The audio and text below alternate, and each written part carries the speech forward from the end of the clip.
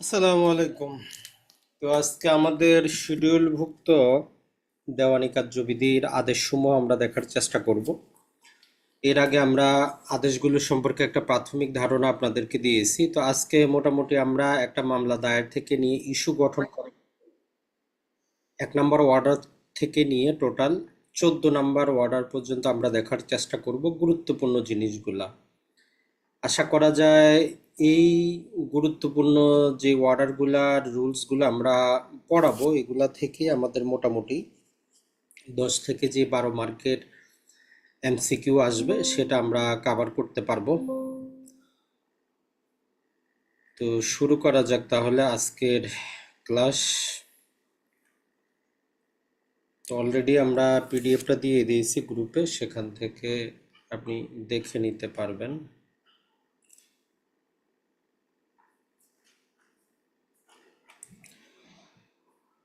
তো দেখেন আমরা বলেছি যে টোটাল আমাদের 51টার মতো অর্ডার বা আদেশ আছে। তো সবগুলো আমাদের পড়তে হবে না, আর প্রতিটা রুলস তো আমাদের পড়তে হবে না। আমরা যদি টেকনিক হিসাবে পড়তে পারি এটা অতটা বড় কিন্তু কিছু না। জাস্ট 12 মার্ক, 12 থেকে 13 মার্কের জন্য আমরা যতটুকু পড়বো মোটামুটি সাক্ষ্য আইনের মতো ধরতে পারেন যে 100-167টার মতো মোটামুটি রুলস পড়লেই যথেষ্ট। তো প্রথমেই আসি যে আপনি চিন্তা করেন যে একটা মামলা দায়ের করার জন্য আমাদের দুইজন ব্যক্তি লাগে। একজন হবেন বাদী, আরেকজন হবেন বিবাদী, মানে একটা পক্ষ অপর পক্ষ। এখন কারা বাদী হইতে পারবে, কারা বিবাদী হইতে পারবে, এই রিলেটেড যত নিয়ম কানুন আমাদের জানা দরকার, এইটা আমরা পাবো ওয়ার্ডার নাম্বার 1 থেকে। তাহলে আমাদের প্রথম দায়িত্ব হচ্ছে ওয়ার্ডারের নামগুলা মুখস্থ করা, যে 1 নম্বর ওয়ার্ডারে কি আছে। তাহলে 1 নম্বর ওয়ার্ডার হচ্ছে যে পার্টি টু দ্য স্যুট, মানে মামলার পক্ষদ্বয়। এখানে বাদীর বিষয় আলোচনা থাকবে, বিবাদীর বিষয় আলোচনা থাকবে। এখন এর ভিতরে টোটাল আমাদের 13টা রুলস আছে। তো প্রতিটা আমাদের কাজের না, মূলত যদি আমরা দেখি 4টার মতো হচ্ছে আমাদের জন্য গুরুত্বপূর্ণ। তো প্রথমে আমরা সরাসরি 8 নম্বর রুলসটা মনে রাখবো, যে ওয়ার্ডার 1 রুলস 8। এই রুলস 8-এ আমাদের যে কথাটা বলে সেটা হচ্ছে রিপ্রেজেন্টেটিভ টাইপের স্যুট বা প্রতিনিধিত্বমূলক মামলা। অর্থাৎ আপনি কারো প্রতিনিধি হয়ে কোনো মামলা করলেন, 10 জনের পক্ষে একজন মামলা করতেছে, তো এই সমস্ত মামলাকে আমরা বলি যে রিপ্রেজেন্টেটিভ টাইপের স্যুট বা প্রতিনিধিত্বমূলক মামলা। তো আমাদের এমসিকিউর জন্য মাঝে মধ্যে আপনাকে যে জিনিসটা জিজ্ঞেস করে সেটা হচ্ছে যে রিপ্রেজেন্টেটিভ টাইপের স্যুট আছে কোন ওয়ার্ডারে, ওয়ার্ডার নাম্বার 1। আবার কখনো আপনার ওয়ার্ডার 1-এর রুলসটাও চাইতে পারে যে কত নাম্বার রুলসে দেওয়া আছে। তাহলে এক্ষেত্রে আমরা প্রথমে বুঝবো রিপ্রেজেন্টেটিভ টাইপের স্যুট হচ্ছে যে আপনি কারো পক্ষ হয়ে, একাধিক ব্যক্তির পক্ষ হয়ে মামলা দায়ের করতেছেন। বাংলায় বলতেছি যে আমরা প্রতিনিধিত্বমূলক মামলা। আছে কোথায়? ওয়ার্ডার 1 রুল 8-এ। এর ভিতরে বিস্তারিত নিয়ম আমাদের দরকার নাই, জাস্ট তারপরও জানার জন্য জেনে রাখতে পারেন। নর্মালি যখন আপনি প্রতিনিধিত্বমূলক মামলা করবেন, যার পক্ষ হয়ে মামলা করতেছেন এদেরকে নোটিশ দিয়ে দিতে হবে যে আপনার পক্ষ হয়ে আমি এই মামলাটা করতেছি। অথবা এটা একটা কমন নোটিশ হইতে পারে, যেমন পত্রিকায় বিজ্ঞপ্তি দিলেন, যে কোনো সংবাদপত্রে একটা বিজ্ঞপ্তি দিয়ে দিলেন, এইরকমও নোটিশ হইতে পারে। তাহলে এমসিকিউর জন্য আমাদের একটা রুলস যেটা আমরা মনে রাখবো সেটা হচ্ছে রিপ্রেজেন্টেটিভ টাইপের স্যুট বা প্রতিনিধিত্বমূলক মামলা দেওয়া আছে আমাদের ওয়ার্ডার 1 রুল 8-এ। এতটুকুই যথেষ্ট। এরপরে এই রুল নাম্বার 9টা আমাদের জন্য গুরুত্বপূর্ণ। সেটা হচ্ছে যে ধরেন যে যাকে আপনি বিবাদী রাখা দরকার বা মামলায় যাকে বাদী রাখা দরকার, আপনি যদি এখানে ভুল ভ্রান্তি করেন, মানে যাকে পক্ষ করা দরকার তাকে করেন নাই, অন্যজনকে করছেন।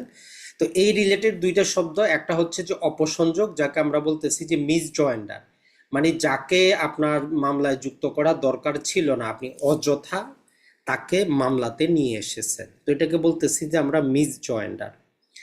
আরেকটা যেটা, সেটা হচ্ছে যে আমাদের নন জয়েন্ডার, মানে যাকে জয়েন করা দরকার ছিল তাকে আপনি করেন নাই, তো এটা হচ্ছে আমাদের অসংযোগ। তো রুল 9-এর মূল থিওরিটা হচ্ছে যে যাকে যাকে আমরা মামলাতে জয়েন করছি তার বিরুদ্ধে আদালত দেখে যতটুকু প্রতিকার দিয়ে দেওয়ার দিয়ে দিবে, যাকে আমরা যুক্ত করি নাই বা যাকে ভুলভাবে যুক্ত করছি আদালত সিদ্ধান্ত নিবে, মামলার উপর কোনো প্রভাব পড়বে না। এটা হচ্ছে জেনারেল থিম। তাহলে যদি আপনার এমসিকিউতে আসে যে মিস জয়েন্ডার এবং নন জয়েন্ডারের ফলাফলটা কি, মামলার উপর কোনো প্রভাব পড়বে না। তবে যেই এমসিকিউটা আপনার আসবে সেটা হচ্ছে, যদি এখানে যদিও দেওয়া নাই, সেটা হচ্ছে নেসেসারি পার্টি এবং হচ্ছে আমাদের প্রপার পার্টি। তো নেসেসারি শব্দটা শুনে আপনি বুঝতে পারতেছেন যে এটা প্রয়োজনীয় পার্টি, এই পার্টিকে লাগবেই লাগবে, ইনাকে ছাড়া মামলা চলবে না। যেমন ধরেন যে আপনার সম্পত্তি কেউ কি করছে, বেদখল করে নিছে, এ নামক ব্যক্তি আপনার সম্পত্তি বেদখল করছে, করে সে বি নামক ব্যক্তিকে ভাড়া দিছে। এখন এ হচ্ছে আপনার নেসেসারি পার্টি, বি হচ্ছে আপনার প্রপার পার্টি যে ভাড়াটিয়া আছে। এখন আপনি বি কে মামলায় তো অন্তর্ভুক্ত করছেন, এ কে করেন নাই, তাইলে আপনার মামলা পক্ষ দোষে দুষ্ট হবে, আপনার মামলাটা খারিজ হয়ে যাবে। তাহলে আমরা এখানে যে জিনিসটা বুঝলাম, নর্মাল আমাদের বলা আছে মিস জয়েন্ডার বা নন জয়েন্ডার হইলে মামলাতে কোনো প্রভাব পড়বে না। কিন্তু যদি নন জয়েন্ডারটা কি হয়, নেসেসারি পার্টির হয়, মানে যাকে মামলার মধ্যে পক্ষ থাকা দরকার, বাধ্যতামূলক, যার থেকে আমরা প্রতিকার নিব, সেই যদি আমাদের মামলাতে না থাকে তাহলে কি হবে? তো জেনারেল সেন্স কোনো প্রতিকার আমরা পাবো না। ওই কথাটাই বলতেছে যে যদি নেসেসারি পার্টির নন জয়েন্ডার হয়, মামলাতে আমরা কোনো প্রতিকার পাবো না। তাহলে রুল 8 এবং রুল 9 দুটাই আমাদের জন্য গুরুত্বপূর্ণ। সর্বশেষ যেটা, সেটা হচ্ছে রুল 10। এই রুল 10 থেকে মূলত আমরা 4টা জিনিস আমাদেরকে একটু মনে রাখতে হবে, একটা দুইটা না, মোটামুটি প্রায় 4টা জিনিস আমাদের মনে রাখতে হবে। এর মধ্যে প্রথম যেটা, সেটা হচ্ছে যে সাবরুল সহ মনে রাখবেন, ওয়ার্ডার 1, রুল 10, সাবরুল 1। এখানে বলতেছে যে আদালত কি করতে পারে, সঠিক বাদীকে যুক্ত করতে পারে বা প্রতিস্থাপন করতে পারে।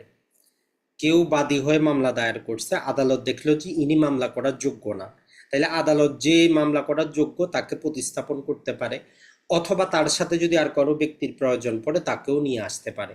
তো এটাকে 1 নম্বরের ক্ষমতা বলে, এটা আদালত নিজে থেকে নিজে কাজটা করতে পারে। 2 নম্বর সাবরুলে যেটা বলতেছে যে আদালত স্ট্রাইক আউট করতে পারে, মানে কোনো বাদীকে কর্তন করে দিতে পারে অথবা কোনো পক্ষকে যুক্ত করতে পারে, বাদী বিবাদী যুক্ত করা। তো এই জন্য সহজেই জন্য আমরা বলি যে 110 এর দরখাস্ত, তাহলে বাদী বিবাদী যুক্ত করার জন্য 110 এর আপনাকে দরখাস্ত দিতে হয়, 110 রুল, আমার ওয়ার্ডার 1 রুল 10। তাহলে স্ট্রাইক আউট মানে কর্তন করা, অ্যাড পার্টি মানে পার্টি যুক্ত করা। আর এখানে একটা বেসিক নিয়ম যেটা রুল 4 এ, সাব রুল 4 এ বলতেছে যে যখনই আপনি মামলাতে কোনো বিবাদী যুক্ত করবেন, প্রতিবারই আরজিটাকে সংশোধন করতে হবে। তাহলে যখনই মামলাতে আপনি বিবাদী যুক্ত করবেন, আরজি সংশোধিত হবে এবং সংশোধিত অনুযায়ী অপরপক্ষকে নোটিশ দিবেন, সমন দিবেন, যাবতীয় কিছু কিন্তু তাকে আপনাকে জানাইতে হবে। আর আমরা তামাদি আইনের 22 ধারা যে সময়সীমা, এটা অনুসরণ করতে হবে, মানে যাকে যেই দিন যুক্ত করবেন তার বিরুদ্ধে তামাদি ওই দিন থেকে গণনা হয়, এটা আমরা তামাদি আইনের 22 ধারায় জানি। তো ওই জন্য বলতেছে যে আপনি ইচ্ছা করলেই 10 বছর 20 বছর পরে কাউরে যুক্ত করতে পারবেন না, ওইখানে তামাদিটা দেখতে হবে। তাহলে আমাদের রুল 10টার ক্ষেত্রে গুরুত্বপূর্ণ হচ্ছে কি, আদালত সঠিক বাদী নির্ধারণ করে দিতে পারে, আদালত যে কোনো বাদী বিবাদীকে যুক্ত করতে পারে, কর্তন করতে পারে, প্রতিস্থাপন করতে পারে। আর যদি আমরা বিবাদী যুক্ত করি তাহলে আরজি সংশোধন করতে হবে। আর তামাদি আইনের 22 ধারা সাপেক্ষে এই বাদী বিবাদী যুক্ত করার কাজগুলা হবে। তাহলে রুল 10 আমাদের জন্য গুরুত্বপূর্ণ, এটা অবশ্যই আপনি পড়বেন। এরপরে রুল হচ্ছে আমাদের 12 রুলের ক্ষেত্রে ধরেন যে আপনারা 5 ভাই এখন একটা মামলা দায়ের করবেন, এখন 5 জন কি পৃথক পৃথক ভাবে যাবেন, 5 জন আইনজীবী নিযুক্ত করবেন। তো এই 12 নম্বর আপনাদেরকে সুবিধা দেয় যে আপনাদের 5 জনও আদালতে যাওয়ার দরকার নাই, বাকি 4 জন যদি আপনাদেরকে লিখিত আকারে এফিডেভিট করে একজনকে ক্ষমতা দেয়, তাহলে ওই একজনই আদালতে কি হইতে পারবে, উপস্থিত হইতে পারবে, একজনের ওকালতনামার মাধ্যমে টোটাল 5 জনের মামলাই চলবে। তাহলে একাধিক বাদী বা বিবাদীর পক্ষে লিখিত আকারে যদি তারা ক্ষমতাটা দেয়, তাহলে যিনি একজন, যে কোনো একজন টোটাল মামলাটা বাদী হিসাবে পরিচালনা করতে পারবে, অথবা ডিফেন্স নেওয়ার জন্য বিবাদী হিসাবেও থাকতে হবে। টোটাল ওই যে 5 জন 10 জনকে আদালতে যাওয়ার কোনো দরকার নাই। আর সর্বশেষ 13 নম্বরটা, যদি নন জয়েন্ডার বা মিস জয়েন্ডার নিয়ে আপনার কোনো আপত্তি থাকে, তাহলে মামলার প্রাথমিক স্তরে আর্লিয়েস্ট পসিবলে আপনি আপত্তিটা তুলবেন যে আপনার কি আপত্তি। তাহলে এই হচ্ছে আমাদের ওয়ার্ডার 1 থেকে মাত্র 1টা 2টা 3টা 4টা 5টা। তো আশা করি এই 5টা আপনার মনে রাখা দূর হওয়ার কথা না। যদি বইটা নাও খুলেন, আপনার দেওয়ানি কার্যবিধি যদি নাও খুলেন, আশা করি ওয়ার্ডার 1 থেকে আমরা যে 5টা পড়তেছি, 1 নাম্বার ছিল কি 8 রিপ্রেজেন্টেটিভ টাইপের সুট, এরপরে 2 নম্বরে ছিল আমাদের রুল 9, সেখানে কি আছে আমাদের মিস জয়েন্ডার এবং নন জয়েন্ডার। রুল 10 আমাদের কি আছে, বাদী বিবাদী যুক্ত করা, কর্তন করা। এরপরে আমরা রুল নাম্বার 12 দেখলাম যে একাধিক ব্যক্তির পক্ষে একজন মামলা পরিচালনা। আর 13 নম্বর বলতেছে যে যদি মিস জয়েন্ডার বা নন জয়েন্ডার নিয়ে আমাদের আপত্তি থাকে আর্লিয়েস্ট পসিবলে করব। এইভাবে আপনি বইও দেখার দরকার নাই, প্রয়োজনে 5 বার পড়েন, নিজের মতো জাস্ট একটা হাতের মধ্যে হ্যান্ডনোট বানিয়ে নেন যে রিপ্রেজেন্টেটিভ টাইপের স্যুট, মিস জয়েন্ডার নন জয়েন্ডার, বাদী বিবাদী যুক্ত করা, একাধিক ব্যক্তির পক্ষে মামলা পরিচালনা, আর হচ্ছে আপত্তি। এইভাবে আপনি হাতের 5টা আঙ্গুলে 5 বার একটু স্মরণ করেন, দেখবেন যে আপনার ক্লিয়ার হয়ে যাবে। তাহলে এটাই হচ্ছে আমাদের ওয়ার্ডার 1, এর চাইতে বেশি আপাতত আমাদের কোনো দরকার নাই। তাহলে ওয়ার্ডার 1 হচ্ছে মামলার পক্ষ। এখন আমরা চলে যাই আমাদের পরবর্তী ওয়ার্ডার নাম্বার 2। এই ওয়ার্ডার নাম্বার 2 এর মধ্যে আমাদেরকে বলতেছে যে ফ্রেম অফ স্যুট, মোকদ্দমার গঠন। আমরা যে আরজিটা তৈরি করব, এটার মধ্যে আমরা যে দাবিগুলা করব, এটা কিরকম হওয়া দরকার। তো এখানে 1 নম্বর রুলে আমাদেরকে একদম বেসিক কথা বলতেছে যে আপনি আরজিটা যে তৈরি করবেন একদম বাস্তব ভিত্তিক প্র্যাকটিক্যালি তৈরি করবেন, যাতে আদালত একটা ফাইনাল সিদ্ধান্ত দিতে আদালতের জন্য সহজ হয়। মানে আপনার যে দাবি আছে, দাবিটা এতটা জটিল না করে একদম সহজ ভাষায় আপনি কি চান তুলে ধরবেন, যাতে আদালত ফাইনাল একটা সিদ্ধান্ত নিতে পারে। এটাই বলতেছে রুল 1। আর রুল 2 আমাকে বলতেছে যে আপনার যত দাবি আছে সবগুলাকে একসাথে করবেন। এমন না যে আজকে একটু দাবি করলেন, কালকে একটু দাবি করলেন, আমার কাছে 1 লাখ টাকা পাবেন, আজকে 50,000 দাবি করে মামলা করলেন, কালকে বাকি 50,000-এর জন্য মামলা করবেন, এইরকম না। তো এই জন্য আদালত বলতেছে যে আপনার যত দাবি আছে সবগুলো আপনি একসাথে করেন, একসাথে করাই উচিত। তবে হ্যাঁ, আপনার যদি মন চায় যে আপনি 1 লাখ টাকার মামলা করবেন না, 90,000 টাকা পাইলেই চলবে, তাইলে আপনি 10,000 টাকা বাদ দিতে পারেন, 90,000 টাকার মামলা করতে পারেন, তবে বাকি 10,000-এর জন্য পৃথক কোনো মামলা দায়ের করতে পারবেন না। তাহলে রুল 2-তে বলতে হয়েছে আমাদের যত দাবি, যার বিরুদ্ধে যত অভিযোগ একটা আর্জির মধ্যে নিয়ে আসব, বাদ দিব না, বাদ দিলে পুনরায় ওই বিষয়ে মামলা করতে পারবো না।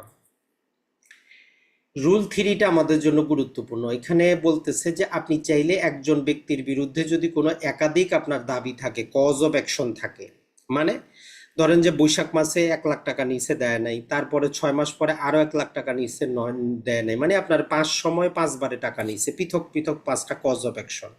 আপনি চাইলে ওই 5টাকে একসাথে করে এক মামলাতে নিতে পারেন। তো এই জন্য বলতেছে যে একাধিক মোকদ্দমার কারণ একসাথে দাবি করা যাবে।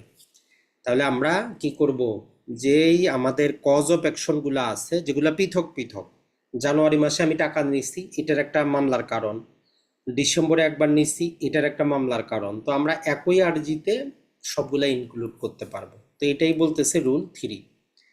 আর রুল 4 আমাদেরকে বলতেছে যদি misjoinder of cause of action নিয়ে যদি আপত্তি থাকে, ওই যে আমরা 4টা 5টা মামলার একসাথে কজ অফ অ্যাকশন নিয়ে আসলাম, যদি কারো আপত্তি থাকে সর্বপ্রথম স্তরে সে আপত্তিটা তুলে ধরবে। তাহলে আমাদের এই ওয়ার্ডার 2 থেকে নর্মালি এমসিকিউ আসে না, এটা অতটা গুরুত্বপূর্ণ না, তারপরেও জাস্ট আমরা একটু দেখলাম। তাহলে ওয়ার্ডার 2-তে কি আছে, ফ্রেমিং অফ স্যুট, যেই মোটামুটি আমরা 4টার মতো দেখলাম, এখান থেকে একটা এমসিকিউ আসার মতো কোনো সম্ভাবনা কিন্তু নাই। কিন্তু আপনি জাস্ট ওয়ার্ডারটা একটু মনে রাখলেন যে ওয়ার্ডার নাম্বার 2 আমাকে বলে যে আমি মামলাটা কিভাবে সাজাবো, সব দাবি একসাথে করব, কোনো দাবি বাদ দিব না, বাদ দিলে পরে দাবি করতে পারবো না। আর একাধিক যদি আমার কারো বিরুদ্ধে কোনো দাবি থাকে এক মামলাতে নিয়ে আসতে পারবো, দাবি সম্পর্কে আপত্তি থাকলে সর্বপ্রথমে আদালতে তুলে ধরবো। তাহলে আমাদের ওয়ার্ডার নাম্বার 2 আপনি চাইলে টোটালি বাদ দিতে পারেন, আপনার ফাইনাল প্রস্তুতিতে এটা আপনি কেটে দিতে পারেন, শুধু নামটা মনে রাখতে পারেন যে ওয়ার্ডার 2 ফ্রেমিং অফ স্যুট। এরপরে চলে আসি ওয়ার্ডার 3, এটা হচ্ছে আপনার জন্য, আপনি যে অ্যাডভোকেট, আপনি যে আদালতে মামলা পরিচালনা করবেন, আপনি যে ওকালতনামার মাধ্যমে মামলা নিবেন, এটা হচ্ছে আপনার ওয়ার্ডার 3। এখানে বলতেছে যে স্বীকৃত এজেন্ট এবং প্লিডার বিষয়ক। রুল 1-এ বলতেছে যে একটা মোকদ্দমা দেওয়ানি মামলা যিনি পক্ষ হবেন উনি নিজেই পরিচালনা করতে পারেন, অথবা উনি পাওয়ার অফ অ্যাটর্নির মাধ্যমে কোনো এজেন্টকে দায়িত্ব দিতে পারেন। আর এরা দুইজন নিজে অথবা এরা যে কোনো একজন অ্যাডভোকেটকে কি করতে পারে, ওকালতনামা দিয়ে মামলা পরিচালনা করতে পারে।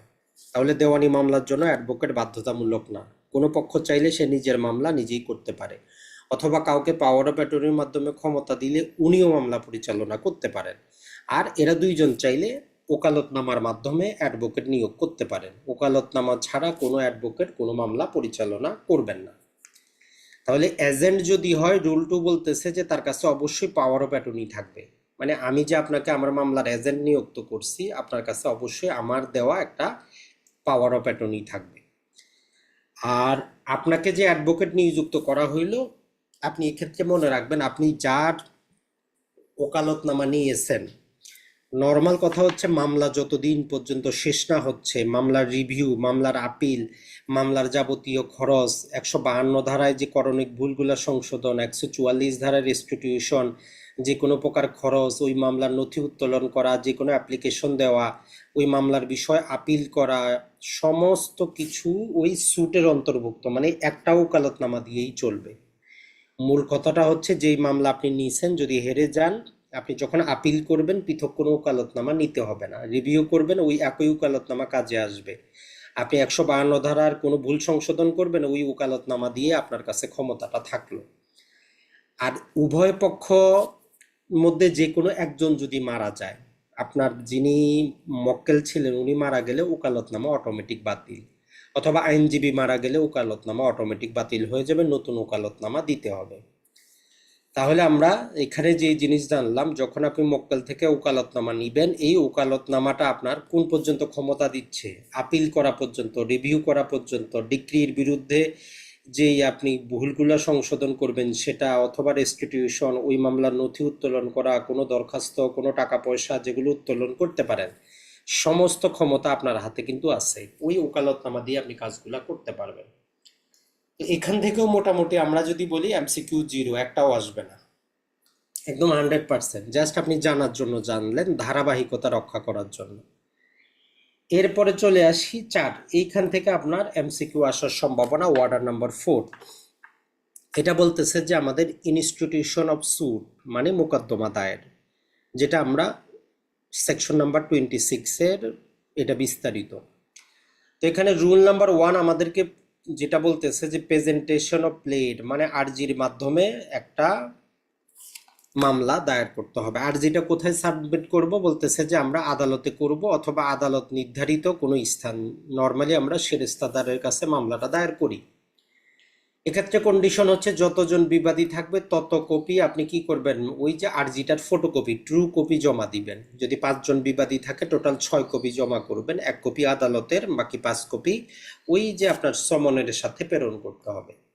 তাহলে একটা মামলা দায়েরের প্রাথমিক শর্তটা কি, আমরা আরজির মাধ্যমে সাবমিট করব, আরজিটাকে যতজন বিবাদী ততটা ফটোকপি করব, আদালতে অথবা সেরেস্তায় আমরা কি করব, এটা জমা করব।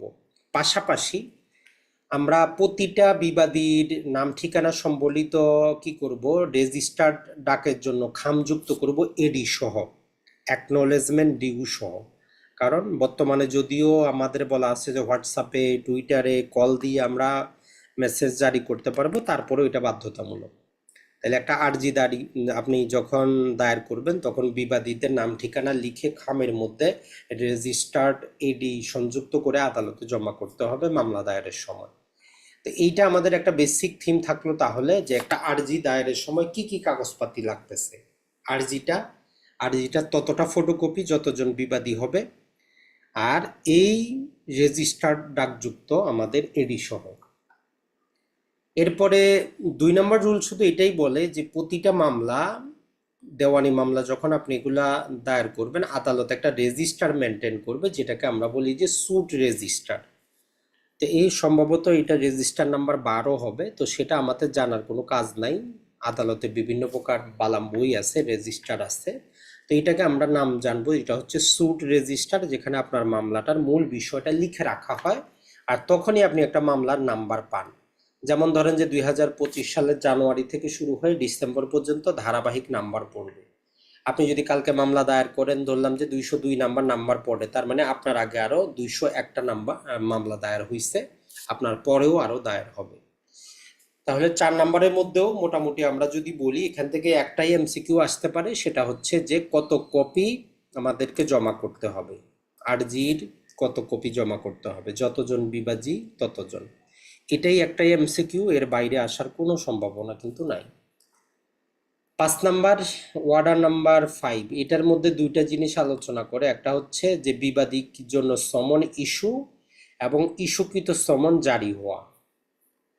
এটা থেকে মোটামুটি এমসিকিউ কিন্তু আসে অনেক লম্বা চড়া, তবে আমরা সংক্ষেপে আপনাদের জন্য নিয়ে এসেছি। নর্মালি সমনের মধ্যে বিচারকের স্বাক্ষর থাকবে এবং আদালতের সিল থাকবে।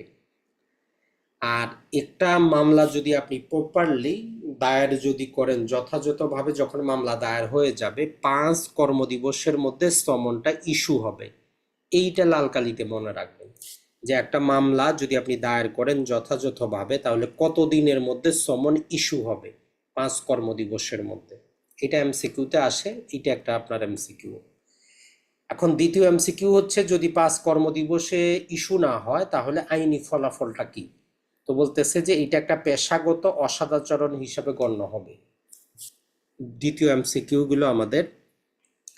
তৃতীয় এমসিকিউ হচ্ছে যদি কোনো মামলা দায়েরের সময় বিবাদী এসে উপস্থিত হয় এবং বাদীর দাবি যদি স্বীকার করে তাহলে কোনো সমন জারি হবে না।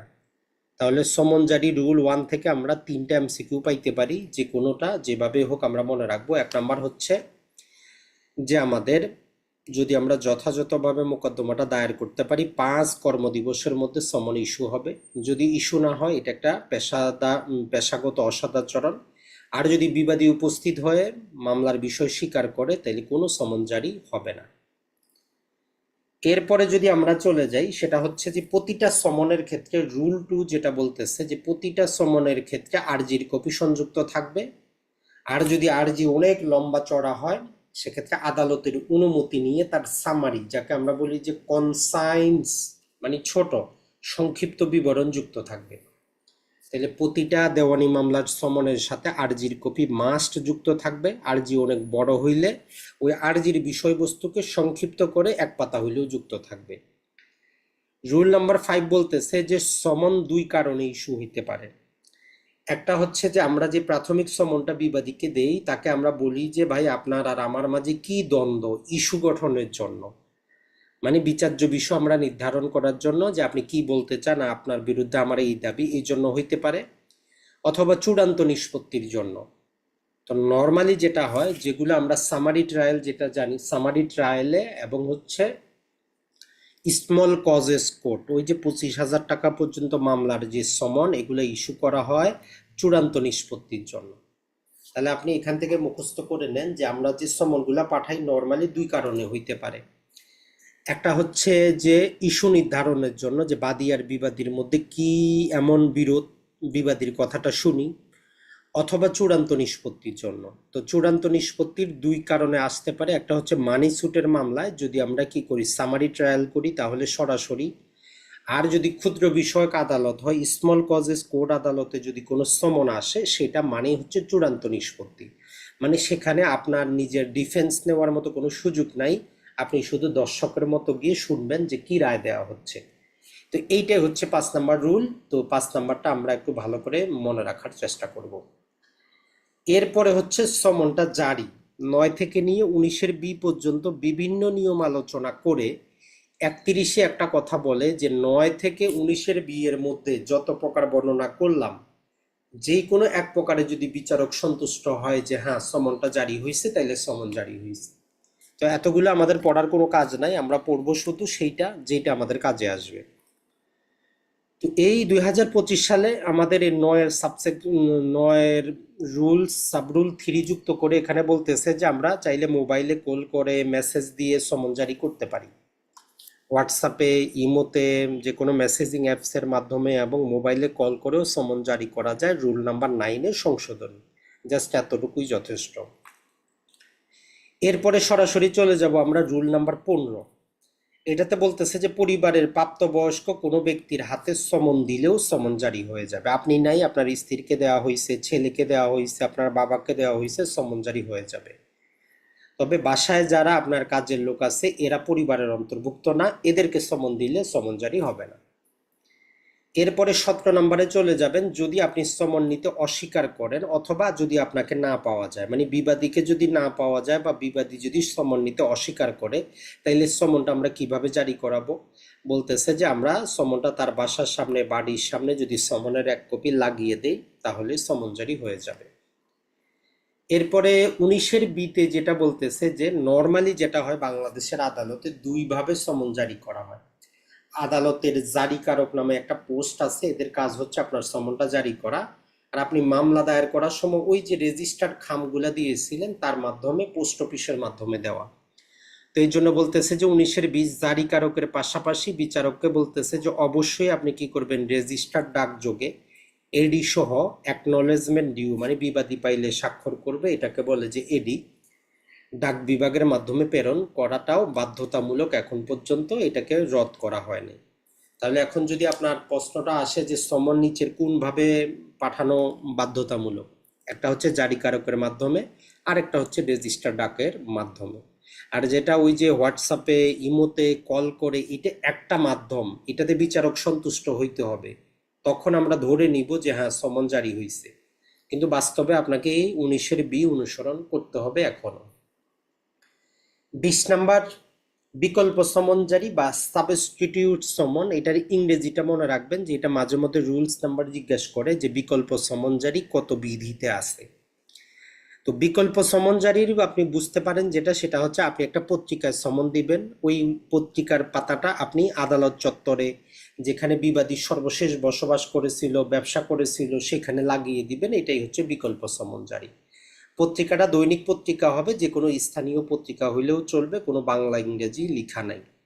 তাহলে বিকল্প সমন জারি হচ্ছে আমরা কি করব, দৈনিক পত্রিকায় একটা সমনটা জারি করে দিব, আর ওই পত্রিকার কপি আদালত চত্বরে লাগিয়ে দিব, এবং বিবাদী সর্বশেষ যে জায়গায় বসবাস করেছে, ব্যবসা করেছে, দেখা গেছে, ওই জায়গায় এক কপি লাগিয়ে দিলে সমন জারি হয়ে যাবে 20-এর অধীনে বিকল্প সমন জারি। তাহলে যদি আপনার চলে আসে যে বিকল্প সমন জারির ক্ষেত্রে কোনটি সত্য, একটা হচ্ছে স্থানীয় পত্রিকা বিজ্ঞপ্তি দিতে হবে, আদালত চত্বরে লাগাইতে হবে, বিবাদী সর্বশেষ যেখানে দেখা গেছে সেখানে সেটা লাগিয়ে নিতে হবে, এই তিনটাই হচ্ছে কি সত্য, যে কোনো চতুর্থ একটা দেওয়া থাকবে। তাহলে এইটা আমাদের জন্য গুরুত্বপূর্ণ, বিকল্প বা সাবস্টিটিউট সমন।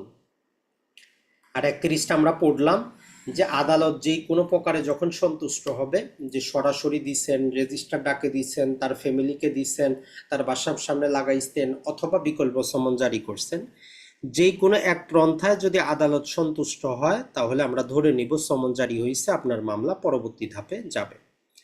তো এই সমন জারি 5 নম্বর অর্ডারটা আমাদের জন্য তাহলে একটু গুরুত্বপূর্ণ। এটার মধ্যে কি আছে, তাহলে আমাদের দুইটা জিনিস আছে, একটা হচ্ছে সমন ইস্যু হবে, আর একটা হচ্ছে ইস্যুকৃত সমন জারি হবে। ইস্যু হওয়ার ক্ষেত্রে আমাদের 3টা এমসিকিউ পাইছি কি আমরা, মামলা দায়ের করার পরে 5 কর্মদিবসে অবশ্যই সমন ইস্যু হবে, যদি না হয় এটা তাহলে আদালতে যারা দায়িত্বরত আছে এদের পেশাগত অসদাচরণ, এদের বিরুদ্ধে ব্যবস্থা নিবে আদালত।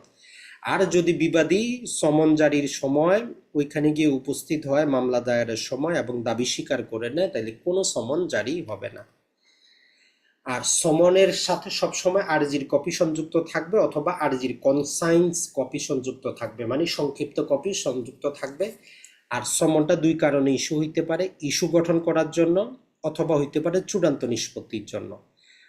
সামারি ট্রায়াল এবং ক্ষুদ্র বিষয়ক আদালতের সমন সর্বাবস্থায় চূড়ান্ত শুনানির জন্যই কি করা হয়, ইস্যু করা হয়। আর 9-19-এর বিতে বিভিন্ন প্রকার সমনের কথা বলা আছে, আমরা মোবাইলে দিতে পারি, পরিবারের কাউকে দিতে পারি, ব্যক্তি যদি অস্বীকার করে তার বাড়ির সামনে লাগিয়ে দিতে পারি, রেজিস্টার ডাকে পাঠাইতে পারি, অথবা বিকল্প সমন জারি করতে পারি পত্রিকা বিজ্ঞপ্তি দিয়ে। আর আদালত যে কোনো এক প্রকারে যখন সন্তুষ্ট হবে তখন মামলা পরবর্তী ধাপে চলে যাবে। তাহলে এই 5 নম্বর অর্ডারটা একটু সময় নিয়ে পড়বেন, অনেক কিছু আছে, আমরা যতটা সম্ভব ছোট করে নিয়ে আসার চেষ্টা করছি আপনাদের জন্য, যাতে অল্প সময় আমাদের মনে থাকে। এরপরে চলে আসি আমরা প্লিডিং, 6 নম্বর আদেশ। এটার ক্ষেত্রে মজার যে বিষয়টা সেটা হচ্ছে প্লিডিংটা আগে বুঝবেন। যেমন ধরেন যে আপনি আর আপনার একটা সমস্যা, আদালতে আপনি কি করছেন, আবেদন করতেছেন, আমরা এটাকে বলতেছি যে আরজি। তো আপনি কোথায় দায়ের করলেন, আদালতে। আর আদালতে দায়েরের পর অপরপক্ষকে নোটিশ আসলো, সেটাকে রিটেন স্টেটমেন্ট দিল, লিখিত দাবি জানাইলো। এখন আইনের ভাষায় আপনার আরজিটা যখনই আপনি আদালতে সাবমিট করে দিলেন, ওটার নাম আর আরজি নাই, ওটা হচ্ছে আমার বাদীর আরজি হয়ে যাবে। তো আইনের ভাষায় আমরা বলি যে এই বাদীর, এটা হচ্ছে প্লিডিং, মানে আপনি বাদী হিসাবে কি চাচ্ছেন। আর এই যে বিবাদীর লিখিত জবাব যখন সে আদালতে সাবমিট করে দিল, তখন আর ওইটাকে আমরা বিবাদীর লিখিত জবাব বলবো না, ওইটার নাম হচ্ছে বিবাদীর প্লিডিং। তাহলে প্লিডিং বলতে দুইটা জিনিসকে বোঝায়, বাদী কি দাবি করলো, বিবাদী কি জবাব দিল, এই দুইটার সমন্বয়ের নামই হচ্ছে প্লিডিং। আপনার এমসিকিউ যদি থাকে যে প্লিডিং নিচের কোনটাকে অন্তর্ভুক্ত করে, তাহলে প্লিডিং মানে আরজিও বোঝা যাবে, প্লিডিং মানে লিখিত জবাবও বোঝা যাবে। তাহলে আমরা আরজি কখন বুঝবো, যখন বলা থাকবে এটা প্লেন্টিভ প্লিডিং মানে বাদীর এটা হচ্ছে প্লিডিং, অথবা ডিফেন্ডেন্ট প্লিডিং। আশা করি এটা বুঝতে পারছেন। রুল 1 ওই কথাটাই বলে যে pleading include plaint and written statement. তাহলে বাদী বিবাদী দুইজনের কথাবার্তাকে আইনের ভাষায় এক শব্দ হচ্ছে প্লিডিং। যেমন বাবা এবং মাকে ইংরেজিতে কি বলি আমরা, প্যারেন্ট বলি, পিতামাতা। সেম এই জিনিসটাই এখানে, যে প্লিডিং মানে দুইটা জিনিস, আরজি এবং লিখিত জবাব। এরপরে সরাসরি আমরা চলে যাব 14 নম্বরে। বলতেছে যে এই যে প্লিডিং যেটা হবে, মানে আপনি যে আরজিটা লিখছেন অথবা ওই ব্যক্তি যে লিখিত জবাব লিখছে, ওইটার মধ্যে অবশ্যই অবশ্যই যিনি আরজিটা বাদী তার স্বাক্ষর থাকবে, বাদীর আইনজীবীরও স্বাক্ষর থাকবে। আর রিটেন স্টেটমেন্ট হইলে বিবাদীর স্বাক্ষর থাকবে, বিবাদীর আইনজীবীরও স্বাক্ষর থাকবে। তো এই জন্য দেখবেন যে দেওয়ানি মামলায় প্রতি পাতায় ওই দলিলের মতো করে যিনি মামলাটা দায়ের করতেছেন তার স্বাক্ষর থাকে, উপরে কর্নারে অ্যাডভোকেট সাহেব তার সিল মেরে দেন, একটা স্বাক্ষর করেন। তাহলে 14 নম্বর বলতেছে যে আইনজীবীরও স্বাক্ষর থাকবে এবং যিনি মামলাটা করতেছেন তারও স্বাক্ষর থাকবে। 15 নম্বরটা রুলসটা মনে রাখবেন যে একটা ভেরিফিকেশন থাকবে, মানে একটা সত্য পাঠ থাকবে। আপনি যে আরজিটা দায়ের করতেছেন ওইখানে আপনি নিজে একটা সত্য পাঠ ভেরিফিকেশন দেন, যে উপরে যা কিছু লেখা হয়েছে আপনার সামনেই লেখা হয়েছে, আপনি অবগত আছেন, আপনি জানেন, আপনার জানা মতো সত্য, যা কিছু লিখছেন আপনার অ্যাডভোকেট সাহেব যা কিছু লিখছে আপনি এই সমস্ত কিছু বলছেন, আপনার কথাটাই উনি লিখছে, এইরকম একটা কলাম দিতে হয়, একটা ঘোষণা দিতে হয়, যেটাকে বলি যে আমরা ভেরিফিকেশন বা সত্যপাঠ। এটা থাকতেই হবে। আর আমাদের এমসিকিউর জন্য হচ্ছে 16 নাম্বারটা, 16 নাম্বার এবং 17 নাম্বার দুইটা থেকে এমসিকিউ আসে। এখন এই দুইটাকে আগে ভালো করে বুঝেন। যেমন ধরেন যে আপনি একটা আরজি লিখলেন, ওই আরজির মধ্যে আপনি লিখলেন যে বিবাদী হচ্ছে খুব খারাপ লোক, বিবাদী ঘুষ খায়, বিবাদী এটা করে সেটা করে, চরিত্র ভালো না, আপনার টাকা পয়সা নিচে দেয় না, এইরকম আপনি আরজি সাবমিট করলেন। এখন বিবাদী একটু চালাক, সে আপনার আরজিটা দেখার পর মনে হইলো যে না, মামলা তো পরে লড়বো, আগে আপনারে সাইজ করবে। সে আদালতে গিয়ে প্রথমেই বলতেছে স্যার মামলা হবে পরে, সে আমারে কি বলছে, ঘুষখোর বলছে, দুর্নীতিবাজ বলছে, চরিত্রহীন বলছে, আগে তারে বলেন আরজি থেকে ওই জিনিসগুলো কর্তন করতে। মামলা লড়া পরে, লিখিত জবাব পরে। আমরা অনেক সময় আসি না যে দেখবেন কোথাও কেউ কিছু বললে যে সে আমাকে গালি দিল কেন, তো ওই জিনিসটাই এখানে 16 হচ্ছে যে আপনি তারে অযথা কথা বললেন কেন। তাহলে এখন কি কি হইতে পারে, বলতেছে যে যদি অপ্রয়োজনীয় জিনিস আপনি আরজিতে উল্লেখ করেন, যদি কুৎসাজনক জিনিস উল্লেখ করেন, যদি বিচারকে ক্ষতিগ্রস্ত করবে এমন কিছু উল্লেখ করেন, যদি বিভ্রান্ত হবে, বিলম্বিত হবে এই রকম কোনো জিনিস উপস্থাপন করেন, তাহলে অপরপক্ষ আদালতে আবেদন করতে পারে, অথবা আদালত নিজে থেকে আপনারা বলতে পারে যে এই জিনিসগুলো কাটতে হবে। তাহলে 16তে আমরা সবসময় কি করি, অপর পক্ষেরটা কর্তন করি, বাদী হইলে বিবাদীর এটা কর্তন করবে, আর বিবাদী হইলে বাদীর আর্জি কর্তন করবে। এটাই হচ্ছে 16 নাম্বার। এখন এই মাঝে মধ্যে এমসিকিউতে এগুলা বাংলাতেও দেওয়া থাকে অথবা ইংরেজিতেও এই শব্দগুলা দেওয়া থাকে, যে নিচের কোনটির কারণে আমরা কি করতে পারি, আর্জি সংশোধন করতে পারি, কর্তন করতে পারি, স্ট্রাইক আউট করতে পারি। তাহলে একটা হচ্ছে অপ্রয়োজনীয় মানে আননেসেসারি যদি কোনো জিনিস লিখেন, উৎসাহজনক বা স্ক্যান্ডুলাস যদি কোনো কিছু আপনি সেখানে লিখেন, প্রেজুডিয়াস যেটা বিচারকে ক্ষতিগ্রস্ত করবে যদি এইরকম কোনো জিনিস আপনি আরজির মধ্যে লিখেন, মামলাকে ডিলে করবে এমন কোনো জিনিস লিখেন, তাহলে এই কয়টা শব্দ একটু মুখস্থ করার চেষ্টা করবেন। আর এই শব্দগুলা অপরপক্ষ কর্তনের আবেদন করে। তো এটাকে রুল 16 অধীনে আমরা প্লিডিংকে কর্তন করি, স্ট্রাইক আউট করি।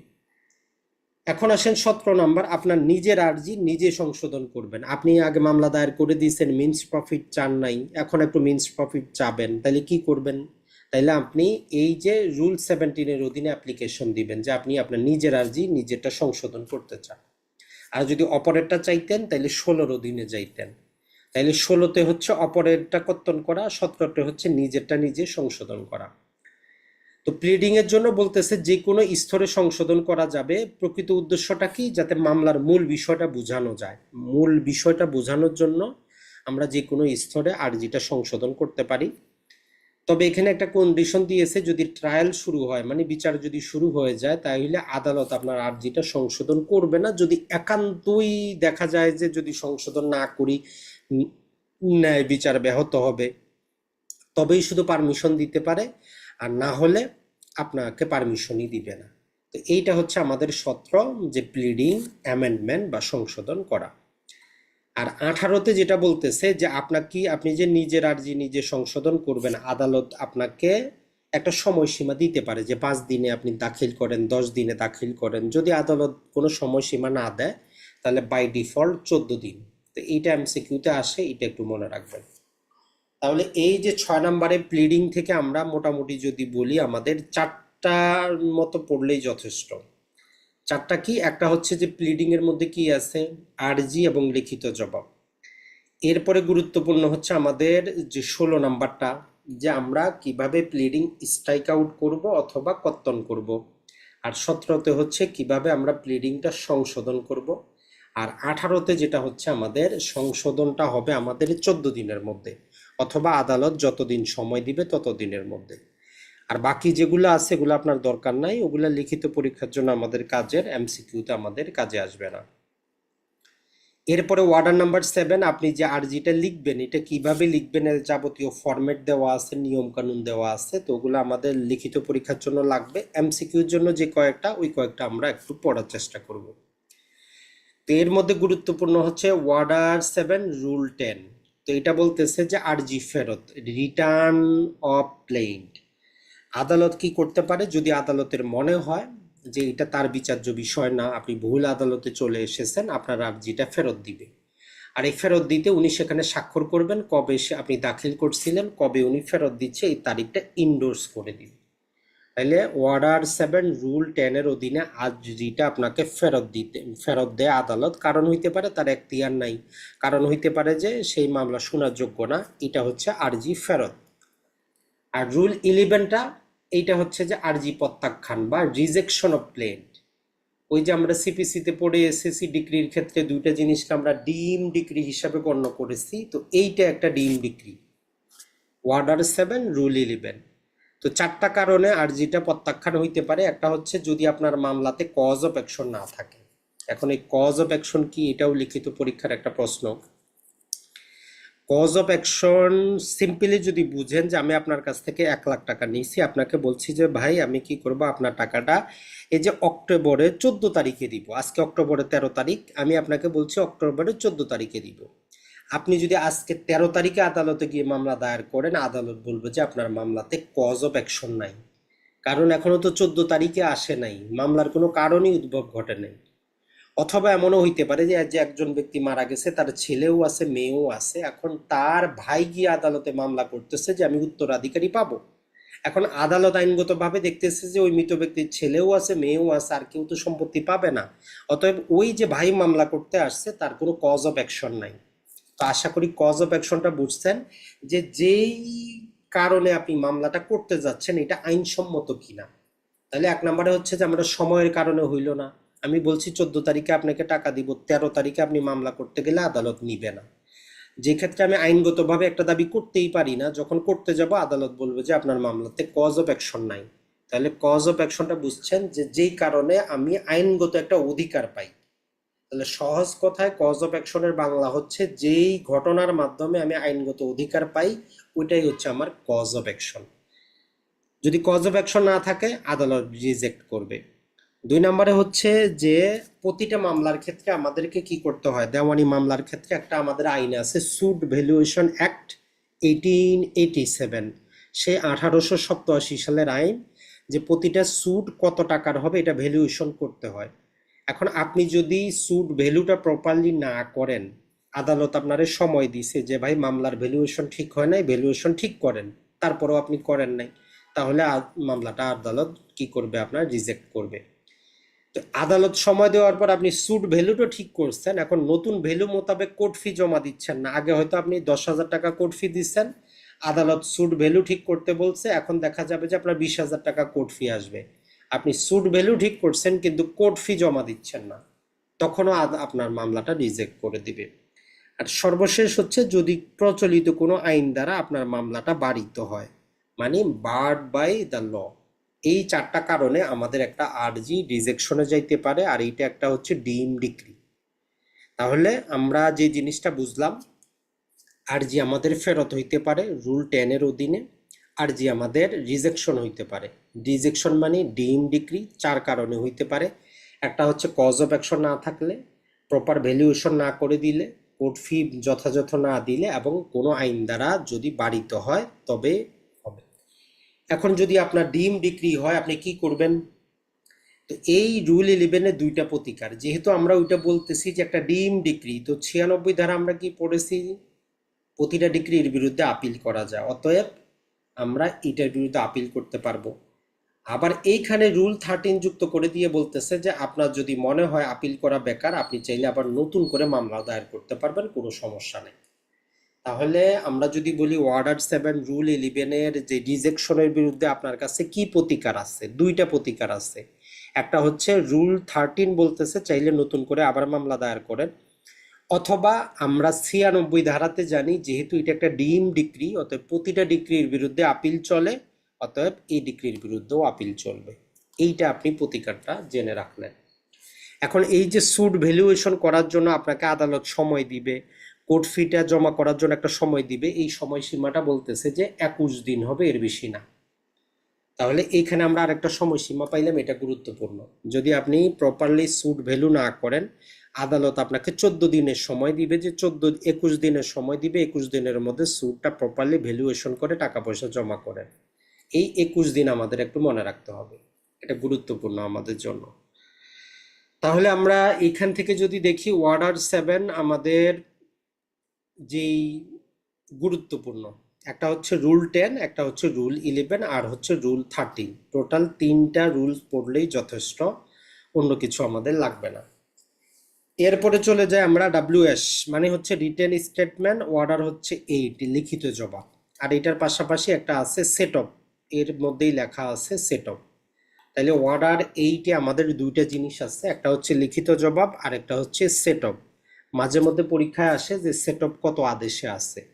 সেট অফ মানে হচ্ছে সমন্বয়, নর্মালি এটা টাকার মামলায় করা হয়। যেমন আপনি আমার বিরুদ্ধে মামলা করছেন, 1 লাখ টাকা পাবেন, আমি বললাম যে আমি তো তার কাছে 80,000 টাকা পাবো, এই যে আমি আপনার কাছে একটা দাবি করতেছি, তো এটাই হচ্ছে সেট অফ।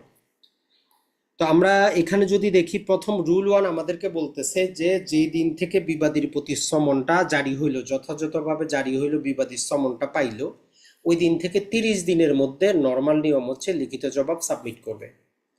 যদি একান্তই প্রয়োজন পড়ে উনি চাইলে ম্যাক্সিমাম আরো 30 দিন পর্যন্ত তাকে সময় বাড়িয়ে দেওয়া যাইতে পারে। তবে কোনো ক্রমেই 60 দিনের বেশি, সমন জারি থেকে 60 দিনের বেশি হবে না। যদি না আসে তাহলে একতরফা শুনানি হবে। তাহলে আমরা এটার বিরুদ্ধে আপনি কি একটা প্রতিকার পাবেন, ওই যে সেকশন 148 আপনি এটার সাথে অ্যাড করে দিতে পারেন, যে এটার বাইরেও আপনি 148 ধারার অধীনে দরখাস্ত দিয়ে আরো সময়ও বাড়াইতে পারবেন। তাহলে আমরা কি পাইলাম, লিখিত জবাব 30 দিনে সাবমিট করতে হবে, যদি আরো সময় দরকার পড়ে ম্যাক্সিমাম আরো 30 দিন পাবো, তবে কোনো ক্রমেই 60 দিনের বেশি হবে না। যদি এইটার মধ্যে বিবাদী লিখিত জবাব না দেয় তাহলে মামলা এক্সপার্টে শুনানি হবে, মানে একতরফা স্তরে গমন করবে। এরপরে রুল 5টা একটু জেনে রাখবেন, যে বাদী যেই যে দাবিগুলো আরজিতে করেছে প্রতিটা দাবিকে পৃথক পৃথক ভাবে হয় আপনি স্বীকার করবেন অথবা অস্বীকার করবেন। যদি নীরব থাকেন, নীরবতা সম্মতির লক্ষণ বলে ধরে নেওয়া হবে। তাহলে বাদী যদি ধরেন যে বাদী 20টা দাবি করছে পৃথক পৃথক, আপনি প্রতিটা দাবিকে পৃথক পৃথক আপনাকে হয় অস্বীকার করবেন অথবা স্বীকার করবেন, হয় স্বীকার করবেন অথবা অস্বীকার করবেন। যদি কোনো দাবি ছেড়ে দেন আইন ধরে নিবে আপনি সেটা স্বীকার করে নিছেন। আর রুল 6-এর মধ্যে সেট অফ বা সমন্বয় করা যাবে টাকার মামলায়, শুধু মানি সুটের ক্ষেত্রে সেট অফ পারমিসেবল। আর যদি আরেকটু ডিটেইলে পড়তে চান, নর্মালি সেট অফটাও দুই প্রকারের হয়, একটা হচ্ছে সাধারণ সেট অফ আর একটা হচ্ছে ইকুইটেবল সেট অফ। যদিও এত বিস্তারিত আমাদের এখানে দেওয়া নাই। তো ইকুইটেবল সেট অফটা হচ্ছে যে আমার টাকার মামলার বাইরে অন্য বিষয়ও হয়, আর সরাসরি টাকার জন্য আমাদের যেটা হচ্ছে যে লিগ্যাল সেট অফ হচ্ছে। আর ইকুইটেবল সেট অফটা টাকার বাইরে অন্যান্য বিষয় নিয়েও ইকুইটেবল আমাদের যে সেট অফ সেটা হইতে পারে। তবে এমসিকিউতে আমাদের এতটুকুই আসে যে সেট অফটা কত আদেশে আছে অথবা কত রুলসে আছে। তাহলে রুল নাম্বার 6, আমাদের সেটঅপ মানে হচ্ছে আপনি আমার বিরুদ্ধে 1 লাখ টাকার মামলা করছেন, আমি লিখিত জবাব দিলাম যে আমি তার কাছে 80,000 টাকা পাই, অতএব এটা ক্রস সুট হিসাবে বিবেচনা করা হোক। মানে আমি যে লিখিত জবাব দিলাম ওইটার নাম আর লিখিত জবাব থাকবে না, ওইটার নাম হবে ক্রস সুট, যে আমিও তো তার কাছে টাকা পাই। তো আদালত তখন দুইটাকে কি করবে, সমন্বয় করবে, সেটঅপ হবে তখন 20,000 টাকা। তখন মামলা চলবে শুধু 20,000 টাকার জন্য। আপনি চাইছেন 1 লাখ, আমি আপনার কাছে পাই 80,000, তাইলে বর্ধিত আছে কত, 20,000। তাইলে ওই যে ক্রস সুট হওয়ার কারণে তখন এই মামলার ভ্যালুয়েশন চলে আসবে মাত্র 20,000। মামলাটা পরবর্তী ধাপে কন্টিনিউ করবে 20,000 টাকা নিয়ে। এটাই হচ্ছে সেটঅপের মূল থিওরি। এরপরে চলে আসেন যে মামলা দায়ের হয়ে গেছে, এখন 9 নম্বর ওয়ার্ডার চলে আসবে যে বাদী বিবাদী উপস্থিত থাকলে কি হবে, উপস্থিত না থাকলে কি হবে। তাহলে বাদী বিবাদী উপস্থিতি এবং অনুপস্থিতির ফলাফল, এইটা একটু আপনার সময় নিয়ে পড়তে হবে, ধারাবাহিকভাবে পড়বেন তাইলে বুঝে আসবে। আর যদি একান্তই পড়তে না চান তাইলে 3টা সেকশন পড়বেন, 3টা রুলস পড়বেন, বাকিটা না পড়লেও চলবে। প্রথমেই শেষেরটা আগে বলে দেই, সেটা হচ্ছে যদি একতরফা ডিক্রি হয়ে যায়, আপনি জান নাই, এক্স পার্টে ডিক্রি হয়ে গেছে, এখন আপনি চাচ্ছেন এই ডিক্রিটাকে রদ করবেন। এক্স পার্টে ডিক্রিটাকে রদ করতে যদি চান, দুইটা আপনার কাছে রাস্তা আছে। রুল 13 বলতেছে যে আপনি কি করবেন, আদালতে একটা সেটে সাইডে দরখাস্ত দিবেন, 30 দিনের মধ্যে দরখাস্ত দিবেন, আদালতকে আপনি কারণ দেখাবেন কেন আপনি আসতে পারেন নাই, নানা প্রকার অজুহাত। আদালত সন্তুষ্ট হইলে একতরফা ওই ডিক্রিটা রদ হইতে পারে। এটা হচ্ছে 13। তো পরবর্তীতে 13 যুক্ত করে দিয়ে বলতেছে যে আদালতকে সন্তুষ্ট করানোর দরকার নেই, আপনি যদি 3,000 টাকা ক্ষতিপূরণ যদি আপনি দেন, তাইলে ওই 3,000 টাকা দিয়ে 30 দিনের মধ্যে অ্যাপ্লিকেশন দিলে ওই এক্সপার্টের ডিক্রিটা রদ হয়ে যাবে। তাহলে 13 আর 13 এ আমরা একসাথে কাজে লাগাবো। 13তে হচ্ছে আদালতের উপর নির্ভর করে আপনি কারণ দেখাবেন কেন আসতে পারেন নাই, কেন একতরফা হইছে, আদালত সন্তুষ্ট হইলে আপনার একতরফা ডিক্রিটা রদ হবে। আর 13 বলতেছে যে আদালতকে সন্তুষ্ট করানোর কোনো দরকার নেই, আপনি 3,000 টাকা পরিশোধ করেন, অ্যাপ্লিকেশন দেন, 30 দিনের মধ্যে দেন, আপনারটা যে ডিক্রিটা হয়েছে এটা সেটিসফাইড হয়ে যাবে। তাহলে এইটা একটা কনসেপ্ট, এই দুইটা একসাথে পড়বেন। এখন ধরেন এখন ধরেন যে যেটা হচ্ছে সেটা হচ্ছে যে আমাদের, এটা তো আমরা ডিক্রিটা পড়লাম, এখন মামলা চলাকালীন আপনার মামলাটা ডিক্রির আগেই যে কোনো কারণে খারিজ হয়ে গেছে, আপনি হয়তো উপস্থিত ছিলেন না, আপনি হয়তো যান নাই, নানা প্রকার কারণে আপনার মামলাটা খারিজ হইতে পারে, ডিসমিস হইতে পারে। তো এইটার জন্য আমাদের দুইটা রুলস কাজে আসবে, একটা হচ্ছে 9 আর একটা হচ্ছে 9 এখানে যেটা বলতেছে যে যদি আপনি মামলা দায়ের করছেন, আপনার দোষেই যদি মামলাটা খারিজ হয়, আপনি উপস্থিত ছিলেন না, হয়তো টাকা পয়সা দেন নাই, আপনি নানা প্রকার ফি জমা করেন নাই, আপনার কারণে মামলা ডিসমিস হয়েছে, তাইলে আপনি নতুন কোনো মামলা দায়ের কিন্তু করতে পারবেন না। এই একটা বার মাঝে মধ্যে এটা এমসিকিউতে থাকে যে বাদীর দোষে মামলা খারিজ হইলে কোনটা প্রতিকার। তাহলে বাদীর দোষে মামলা খারিজ হইলে তার জন্য একটা রাস্তা আমরা বন্ধ করে দিব, যে দ্বিতীয়বার যাতে নতুন করে মামলা দায়ের না করতে পারে। তাইলে সে কি করবে, ওই ডিসমিসডালটা রদের জন্য সে একটা অ্যাপ্লিকেশন দিবে। কত দিনে দিবে, 30 দিনে দিবে, তামাদি আইনে দেওয়া আছে আমাদের।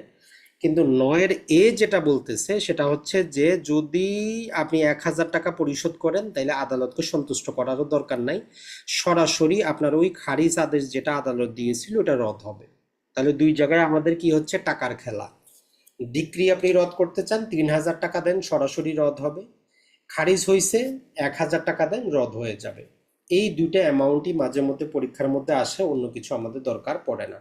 একটা হচ্ছে ডিক্রি যদি হয় 3,000, আর আপনার মামলাটা যদি হয় তাহলে 1,000।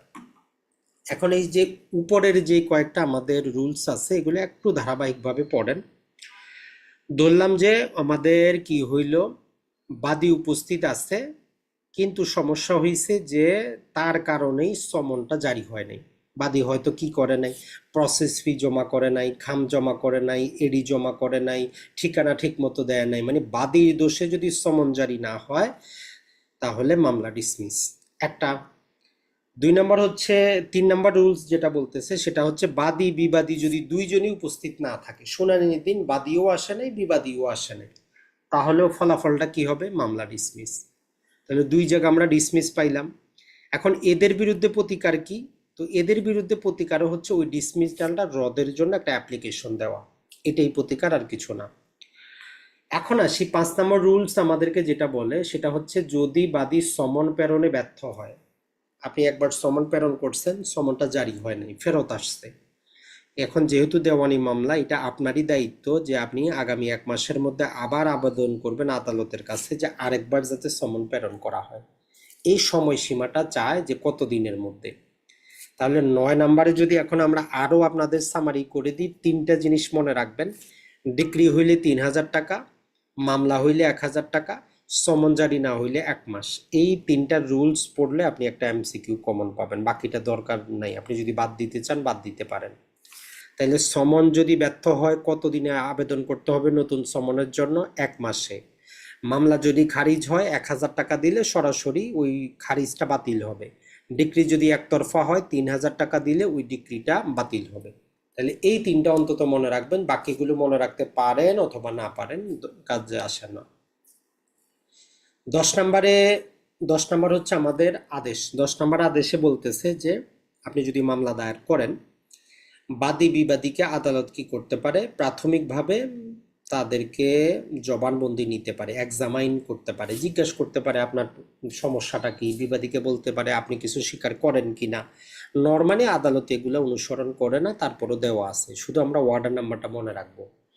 তাহলে ওয়ার্ডার নাম্বার 10, বাদী বিবাদীকে আদালত এক্সামিন করতে পারে। এরপরে ওয়ার্ডার নাম্বার 11 হচ্ছে ডিসকভারি এবং পর্যবেক্ষণ। ওই যে সেকশন নাম্বার 30 সিপিসির 30 ধারার পদক্ষেপ, তারই বিস্তারিত। আবিষ্কার এবং পর্যবেক্ষণের মধ্যে আমাদের এখানে একটু সময়সীমা মনে রাখতে হবে।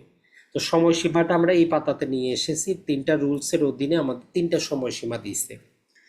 এটা সহজভাবে মনে রাখেন যে আপনাদের কি হয়েছে। আমরা দেওয়ানি মামলার ধাপগুলা একটু চিন্তা করেন যে ইস্যু গঠনের পরেই আসে আমাদের কি 30 ধারার পদক্ষেপ। তো বলতেছে যে ইস্যু গঠনের 10 দিনের মধ্যে আপনি যদি ইন্টারোগেটরি দিতে চান, অপরপক্ষের কাছে কিছু জানতে চান, রুল 1 বলতেছে যে 10 দিনের মধ্যেই চাবেন। তাহলে এইটা একটা সময়সীমা মনে রাখবেন। আপনি যে আদালতে জমা করলেন, আদালত পরবর্তী 14 দিনের সিদ্ধান্ত নিবে আপনার বিষয়টা সে অপরপক্ষের কাছে দিবে কি দিবে না। আপনি যে দলিলটা জানতে চাইছেন, যে প্রশ্নমালা করছেন, আদালত অপরপক্ষকে বাধ্য করবে কি করবে না 14 দিনের ডিসিশন নিবে। এটা বলতেছে রুল 2। আর রুল 8 যেটা বলতেছে যদি আদালত অপরপক্ষকে বাধ্য করে তাইলে তার কাছে সময় থাকবে মাত্র 10 দিন। তাইলে 10 দিনে ইস্যু গঠনের 10 দিনের মধ্যে আপনি অ্যাপ্লিকেশন করতে হবে। অ্যাপ্লিকেশনটা পাইলে আদালতের হাতে 14 দিন সময়, উনি ডিসিশনটা নিবেন অপরপক্ষকে বাধ্য করবেন কি করবেন না। যদি বাধ্য করেন তাইলে উনার হাতে 10 দিনের সময় থাকবে। এই 10 দিনের মধ্যে হলফনামা আকারে, এফিডেভিট আকারে, বাদী হোক বিবাদী হোক, তারা ওই যে ইন্টারোগেটরির প্রশ্নের উত্তরটা জমা করবে। তাহলে রুল 1, রুল 2, রুল 8, 10 দিন, 14 দিন, 10 দিন, এইটা একসাথে মনে রাখেন। যে কোনো একটা আসবে আপনাকে দিয়ে দিবে যে ইন্টারোগেটরি কত দিনের মধ্যে দিতে হবে, আদালত সিদ্ধান্ত কত দিনে নেবে, কিভাবে জমা করবে। তাহলে এফিডেভিট আকারে 10 দিনের মধ্যে জমা করতে হবে। রুল 12 এর বাইরে একটা মাস্টার কি দিয়ে আপনারা বলতেছে যে ইন্টারোগেটরির বাইরেও রুল 12-র অধীনে আপনি অ্যাপ্লিকেশন দিতে পারেন আদালতে যে যেই কোনো প্রকার দলিল যেটা অপরপক্ষের কাছে আছে এটা যাতে সে নিয়ে আসে। তাহলে আমরা এখানে 2টা জিনিস পাইছি। একটা হচ্ছে যদি কোনো প্রশ্ন, যদি কিছু জানতে চাই, ইন্টারোগেটরি আকারে আমরা চাবো। এর বাইরে গিয়েও যদি কোনো দলিলপত্রের দরকার পড়ে, রুল 12 আমাদেরকে বলে যে আমরা পৃথকভাবেও একটা অ্যাপ্লিকেশন দিতে পারবো, ঝামেলা আমাদের শেষ। এরপরে ওয়ার্ডার নাম্বার 12, এখানে হচ্ছে অ্যাডমিশন। অ্যাডমিশন মানে হচ্ছে আপনি যদি মামলার কোনো কিছু স্বীকার করে নিতে চান, মামলা দায়ের হয়েছে, এখন আপনি কিছু স্বীকার করবেন, বলতেছে আপনি নোটিশ দিবেন। আর এই নোটিশটা অবশ্যই 14 দিনের হবে। আপনি যদি কোনো ফ্যাক্টকে স্বীকার করতে চান তাহলে অপরপক্ষকে লিখিত নোটিশ দিবেন অ্যাটলিস্ট 14 দিন পূর্বে, যে এই বিষয়টা আমি স্বীকার করতে চাই, বা এই বিষয়টা আমি মেনে নিতে চাই, বা এই বিষয়টা আমি আপোস করতে চাই। তাহলে 14 দিনের নোটিশ, এই 14 দিন মনে রাখবেন। আর রুল 6টা সরাসরি রুলটা মনে রাখবেন, সম্ভবত গতবারে ছিল যে জাজমেন্ট অন এডমিশন আছে কোথায়। জাজমেন্ট অন এডমিশন মানে যদি কোনো পক্ষ কিছু স্বীকার করে, স্বীকারোক্তির ভিত্তিতে আদালত একটা জাজমেন্ট বা রায় দিবে। তো এটা দেওয়া আছে আমাদের 12 নম্বর ওয়ার্ডার, রুল নাম্বার 6। এইটা একটু মনে রাখতে পারেন। এরপরে আসি ওয়ার্ডার নাম্বার 13। এটা হচ্ছে আমাদের উপস্থাপন, আটক এবং ফেরত। দলিল উপস্থাপন, দলিল আটক, দলিল ফেরত। আপনি যে ডকুমেন্ট দিয়ে মামলাগুলা করেন, উপস্থাপন করলেন, আদালতের যদি মনে হয় কোনো একটা জিনিস এখানে 2 নাম্বার আছে, এটা আর জব্দ করা দরকার, সে আটক করে ফেলবে। আর যদি আপনার মূল দলিলপত্র দরকার পড়ে, আপনি সেটা ফেরতও নিতে পারবেন, কোনো সমস্যা নেই। তাহলে আদালত আটক করার ক্ষমতা পাচ্ছে রুল 8। এতটুকু মনে রাখবেন, আদালত চাইলে যে কোনো দলিল আটক করতে পারে আমাদের ওয়ার্ডার নাম্বার 13 রুল নাম্বার 8-এর অধীনে। রুল নাম্বার 9-এর অধীনে আপনি অ্যাপ্লিকেশন দিয়ে যে মূল দলিলপত্র দিয়ে আপনি মামলাগুলো সাবমিট করছেন, ওগুলো আপনি ফেরত নিতে পারেন। বাস্তবে চিন্তা করেন যে আপনার মক্কেলের মূল দলিলপত্র জমা করছেন, এখন মক্কেলের দলিল দরকার, আপনি করবেন কি? আদালত যদি বলে যে কোন আদেশে আপনার ক্ষমতা দেয় যে আপনি মূল দলিল নিতে পারবেন, তো ওয়ার্ডার নাম্বার 13 রুল নাম্বার 9, তখন আপনি বিচারককে দেখাইতে পারবেন যে আপনি আমাকে মূল দলিল ফেরত দেন, আমি ফটোকপি করে সেটাকে ট্রু কপি হিসাবে সিগনেচার করে জমা দিয়ে দিব। মানে ফটোকপিটা আর মূল কপি সেইটা ফেরত নেওয়া যাবে। তাহলে দেখেন যে এগুলো আমাদের বাস্তব জীবনের সাথে সংযুক্ত, আপনার প্রতিদিনের কাজের সাথে সংযুক্ত জিনিস। আপনি যদি একটু চিন্তা করেন তাহলে কিন্তু মুখস্থ রাখতে হয় না, আপনি অ্যান্সার নিজে থেকেই করতে পারবেন। তাহলে 1 নাম্বার 8-এ হচ্ছে আদালত আটক করতে পারবে, 9 হচ্ছে আপনি ফেরত চাইতে পারবেন। এভাবেও মনে রাখতে পারেন। সর্বশেষ আজকের সেটা হচ্ছে আমাদের মূল বিষয়টা কি, বিচার্য বিষয়টা কি, মানে বাদী আর বিবাদীর মধ্যে মূল সমস্যাটা কি। এই সমস্যা রুল নাম্বার 1 বলতেছে যে সমস্যা 2 প্রকার হইতে পারে: issue of fact, issue of law. কোনো ঘটনাগত বিষয় নিয়ে আমাদের ইস্যু গঠন হইতে পারে, অথবা আইনগত বিষয় নিয়ে ইস্যু গঠন হইতে পারে। যেমন আমরা বলি যে বিষয়টা তামাদিতে বাড়িত কিনা, অথবা উনি এই আকারে এই প্রকারে প্রতিকার পাবেন কিনা। তো এটা একটা আইনগত বিষয়। তাহলে ইস্যু সবসময় 2 প্রকারে গঠিত হয়, আইনগতও হইতে পারে, ঘটনাগতও হইতে পারে। এটা বলতেছে যে আমাদের রুল নাম্বার 1। তো রুল নাম্বার 1-এরই সাবরুল 5 যেটা বলতেছে যে প্রথম যেদিন শুনানি হইল, মানে বাদী বিবাদী যেদিন প্রথম আদালতে আসলো, প্রথম শুনানি থেকে 15 দিনের মধ্যে, অথবা লিখিত জবাবের থেকে 15 দিনের মধ্যে, যেইটা পরে ঘটবে ওই সময়ে ইস্যু গঠন করতে হবে। তো আপনি বলবেন যে ভাই তাহলে আমি মিডিয়েশন কখন করব, আরবিট্রেশন কখন করব? তো আইনে ওই মধ্যবর্তী সময়টাকে বাদ দেওয়া হয়, এটা মনে রাখবেন। তাহলে প্রথম শুনানি থেকে 15 দিন, অথবা লিখিত জবাব থেকে 15 দিন, যেটা পরে ঘটবে এই 15 দিনের মধ্যে ইস্যু গঠন করতে হবে। এই 15 দিন মাঝে মধ্যে এমসিকিউতে আসে, এটা একটু মনে রাখবেন। রুল নাম্বার 5, ধরেন আদালত ইস্যু গঠন করে দিচ্ছে 1, 2, 3, তামা দিতে পারে কিনা, পক্ষ প্রতিকার পাইতে পারে কিনা, পক্ষ দোষে দুষ্ট কিনা। আপনার মনে হইলো আরো ইস্যু সংযোজন করা দরকার, আপনার মনে হইলো 2 নাম্বারটা কর্তন করা দরকার, আপনি অ্যাপ্লিকেশন দিয়ে কর্তন করতে পারেন। তো রুল নাম্বার 5 আপনার ওই ক্ষমতাটা দেয় যে একটা ইস্যু যেটা ফ্রেম করা হয়েছে ওইটাকে আপনি 5-এর অধীনে অ্যাপ্লিকেশন দিয়ে কর্তন করতে পারেন, সংশোধন করতে পারেন। এরপরে রুল নাম্বার 8, সেটা হচ্ছে যে ইস্যু গঠনের 120 দিনের মধ্যে চূড়ান্ত শুনানি শুরু হইতে হবে। তাহলে ইস্যু গঠনের 120 দিনের মধ্যে চূড়ান্ত শুনানি শুরু হইতে হবে। তাহলে এইখানে যে আমরা 3টা রুলস পড়লাম, তিনোটাই আমাদের জন্য গুরুত্বপূর্ণ। ইস্যু হইতে পারে আইনগত, ইস্যু হইতে পারে ঘটনাগত। ইস্যু কখন ফ্রেম হবে? লিখিত জবাব অথবা প্রথম শুনানির 15 দিনের মধ্যে। ইস্যু আমরা কর্তনও করতে পারি, সংশোধনও করতে পারি। আর ইস্যু গঠনের 120 দিনের মধ্যে চূড়ান্ত শুনানি শুরু করতে হবে। তো টোটাল এটাই ছিল আমাদের 1 থেকে নিয়ে 14 নাম্বার পর্যন্ত। আপনাদের প্রথম দায়িত্ব হবে, আমরা বলি ভিতরে না গিয়ে আগে 1 থেকে 14 পর্যন্ত অর্ডারের নামগুলা পড়বেন, যে এটার ভিতরে কি আছে। মানে আগে উপরের নামটা আপনি পড়ার চেষ্টা করবেন। যেমন 1 নম্বরে আছে মামলার পক্ষ, 2 নম্বরে আমার দেওয়া আছে যে মামলাটা কিভাবে আমি তৈরি করব, 3 নম্বরে আমার অ্যাডভোকেটের কথা বলা আছে, 4 নম্বরে মামলা দায়ের, 5 নম্বরে আমার সমন ইস্যু, 6 নম্বরে আমার প্লিডিং, 7 নম্বরে আরজি, 8 নম্বরে লিখিত জবাব, 9 নম্বরে উভয় পক্ষের উপস্থিতি, 10 নম্বরে আমার এই যে বাদী বিবাদীকে জিজ্ঞাসাবাদ করা, 11 নম্বরে, 12 নম্বরে, 13 নম্বরে, 14 নম্বরে। এই 14 নম্বর পর্যন্ত আপনি প্রথমে এটা 10 বার করে আগে মুখস্থ করবেন যে কি আছে। যখন এটা আপনি ক্লিয়ার হইলেন তখন ওই ভিতরে যাবেন। আজকে আমরা যে সংক্ষিপ্তটা দিলাম, আপনি যদি 2 বার চেষ্টা করেন, আমি আপনাকে কনফিডেন্টলি বলতে পারি যে আপনি ভুলবেন না। আর এর বাইরে আর কিছু পড়ার আপনার দরকার নাই, যথেষ্ট। তো অসংখ্য ধন্যবাদ। যদি প্রশ্ন থাকে বলতে পারেন। জি।